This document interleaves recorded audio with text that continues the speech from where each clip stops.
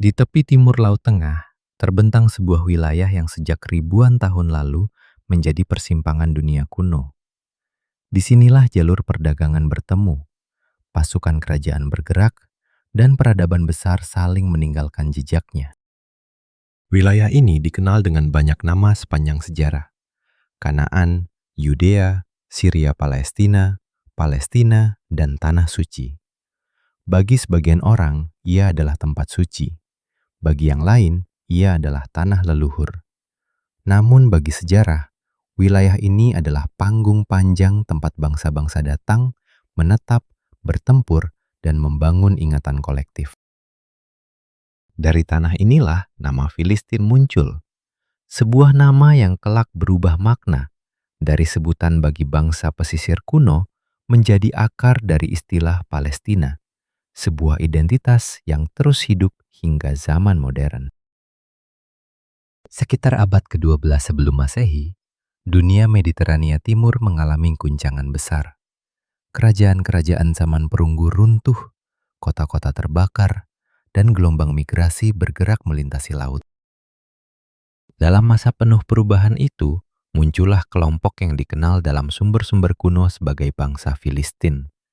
Banyak ahli mengaitkan mereka dengan kelompok bangsa laut, para pendatang dari kawasan Mediterania yang kemudian menetap di pesisir selatan Kanaan. Mereka membangun kehidupan di kota-kota pesisir seperti Gaza, Askelon, Asdod, Ekron, dan Gad. Kota-kota ini kemudian dikenal sebagai 5 kota utama Filistin. Bangsa Filistin bukan sekedar masyarakat nomaden atau kelompok kecil tanpa struktur. Mereka memiliki kota, perdagangan, teknologi, budaya material, dan kekuatan militer. Mereka hidup di tepi laut, terbuka pada pengaruh dunia luar, dan menjadi salah satu kekuatan penting di wilayah Kanaan pada awal zaman besi. Dalam kisah-kisah kuno, bangsa Filistin sering muncul sebagai rival bangsa Israel. Nama mereka dikenal dalam cerita-cerita peperangan, perebutan wilayah, dan pertarungan kekuasaan. Namun sejarah tidak selalu sesederhana kisah kemenangan dan kekalahan. Di balik narasi konflik, terdapat realitas yang lebih kompleks. Wilayah Kanaan adalah tempat banyak kelompok hidup berdampingan, saling memengaruhi sekaligus bersaing. Bangsa Filistin membawa corak budaya yang berbeda dari masyarakat pedalaman Kanaan. Jejak tembikar, arsitektur, makanan, dan tradisi mereka menunjukkan adanya campuran budaya lokal dan Mediterania.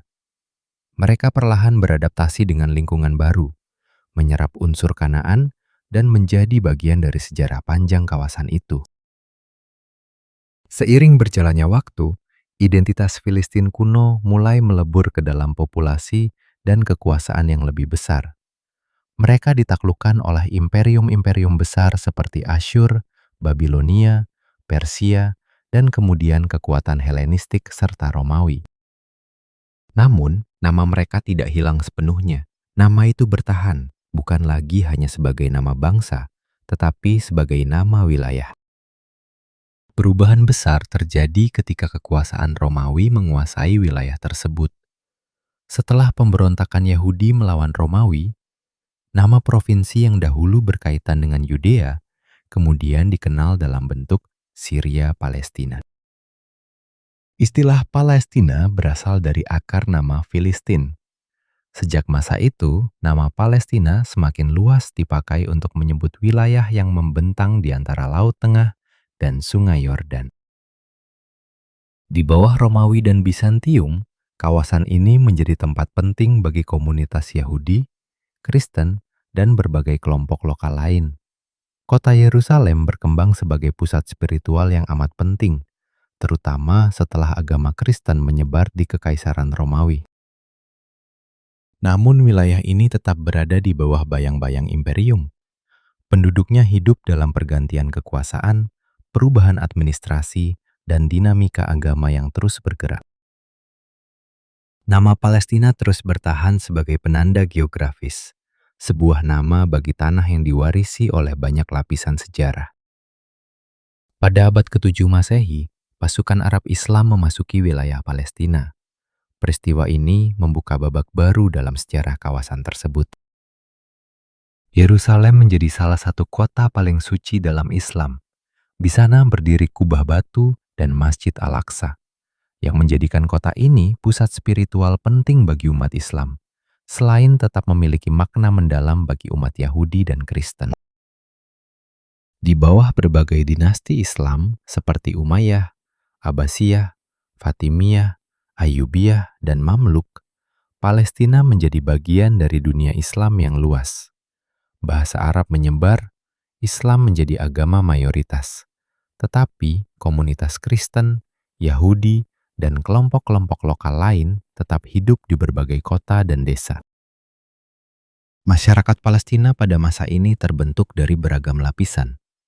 Penduduk lokal yang telah lama tinggal, komunitas Arab, kelompok agama berbeda, para pedagang, petani, ulama, pengrajin, dan penduduk kota.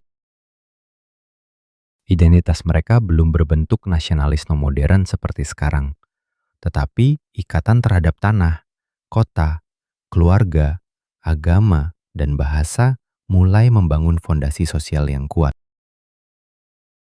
Pada akhir abad ke-11, pasukan salib dari Eropa datang ke Timur Tengah. Yerusalem direbut, kerajaan-kerajaan Latin dibentuk, dan wilayah Palestina kembali menjadi medan perebutan besar antara kekuatan Kristen Eropa dan dunia Islam.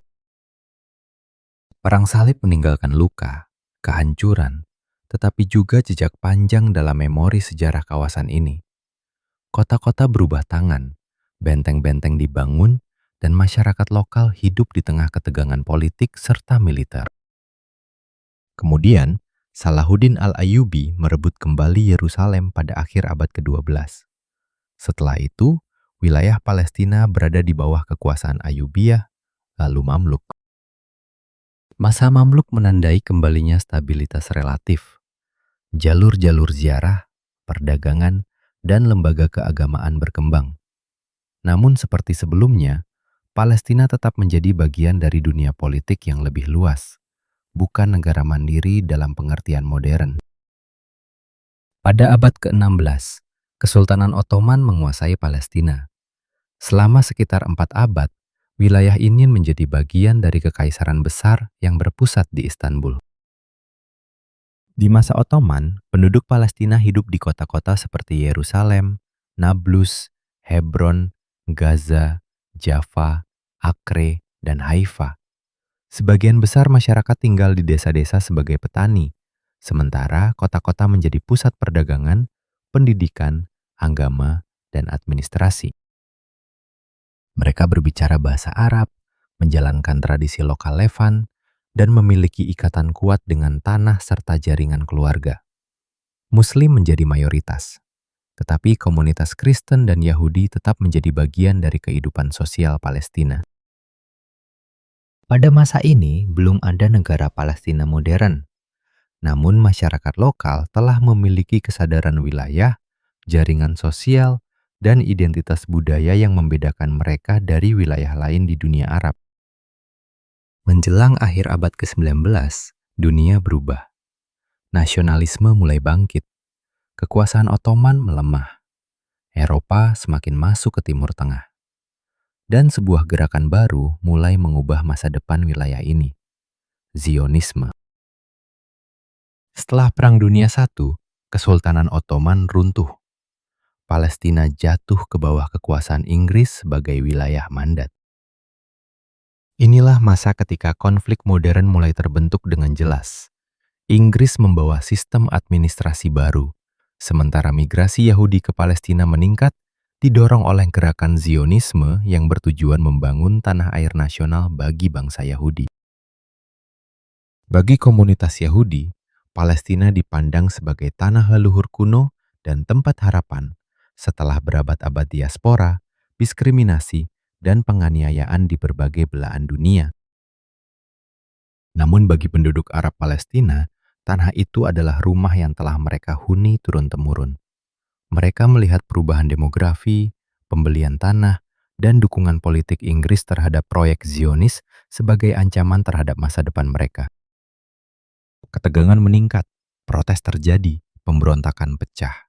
Di antara dua aspirasi nasional yang berbeda, Palestina menjadi medan benturan sejarah antara trauma diaspora Yahudi dan keterikatan masyarakat Arab Palestina pada tanah kelahirannya. Tahun 1947, Perserikatan Bangsa-Bangsa mengusulkan pembagian Palestina menjadi dua negara, satu negara Yahudi dan satu negara Arab, sementara Yerusalem direncanakan berada di bawah pengelolaan internasional. Bagi pemimpin Zionis, rencana ini menjadi dasar bagi pendirian negara Israel. Namun bagi banyak orang Arab Palestina dan negara-negara Arab sekitar, pembagian itu dianggap tidak adil karena sebagian besar penduduk Arab menolak kehilangan tanah air mereka. Pada 1948, Inggris mengakhiri mandatnya. Israel memproklamasikan kemerdekaan. Perang pecah antara Israel dan negara-negara Arab. Bagi Israel, tahun 1948 menjadi tahun kelahiran negara.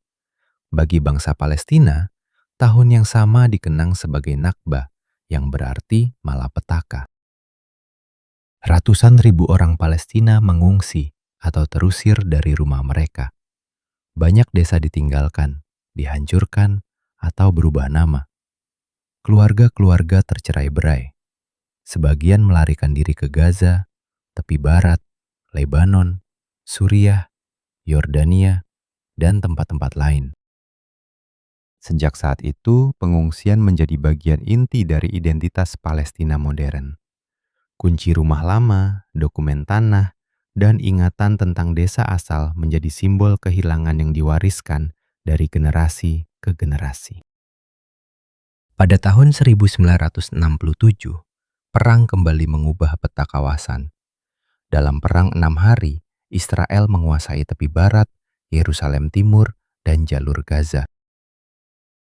Bagi bangsa Palestina, tahun 1967 menandai babak baru. Pendudukan militer, pembangunan permukiman Israel, pembatasan gerak, dan perjuangan politik yang semakin panjang. Di saat yang sama, Gerakan Nasional Palestina semakin menguat. Organisasi Pembebasan Palestina atau PLO tampil sebagai wakil utama aspirasi nasional Palestina. Perjuangan Palestina mengambil banyak bentuk: diplomasi, perlawanan bersenjata, gerakan massa, negosiasi, dan kampanye internasional. Pada akhir 1980-an, Intifada pertama pecah. Batu, demonstrasi, pemogokan, dan perlawanan sipil menjadi simbol kemarahan masyarakat Palestina terhadap pendudukan. Pada 1990-an, Perjanjian Oslo melahirkan harapan baru. Otoritas Palestina dibentuk. Namun, harapan itu tidak sepenuhnya berubah menjadi kemerdekaan. Isu perbatasan, Yerusalem, pengungsi, keamanan, dan permukiman tetap menjadi persoalan yang belum terselesaikan. Memasuki abad ke-21, bangsa Palestina hidup dalam realitas yang terpecah. Tepi barat berada di bawah kombinasi pemerintahan otoritas Palestina dan kontrol Israel. Yerusalem Timur tetap menjadi wilayah yang sangat diperebutkan. Gaza hidup dalam blokade, konflik berulang, dan krisis kemanusiaan yang berat. Identitas Palestina hari ini tidak hanya hidup di tanah Palestina historis. Ia juga hidup di kem-kem pengungsi, di diaspora, di kota-kota Arab, Eropa, Amerika, dan berbagai belahan dunia. Bagi banyak orang Palestina, tanah air bukan sekadar wilayah geografis. Ia adalah ingatan keluarga, nama desa, bahasa, makanan, puisi, musik, pakaian tradisional, zaitun, kunci rumah, dan cerita yang diceritakan orang tua kepada anak-anak mereka. Dari generasi ke generasi, sejarah Palestina menjadi sejarah kehilangan, ketahanan, dan pencarian pengakuan. Sejarah bangsa Filistin dan Palestina adalah sejarah tentang nama yang berubah, tanah yang diperebutkan, dan manusia yang terus bertahan.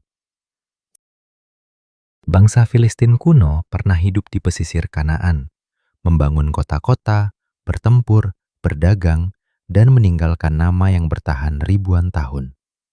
Nama itu kemudian menjadi Palestina, sebuah sebutan geografis yang melewati masa Romawi, Bizantium, Islam, Perang Salib, Ottoman, Inggris, hingga dunia modern.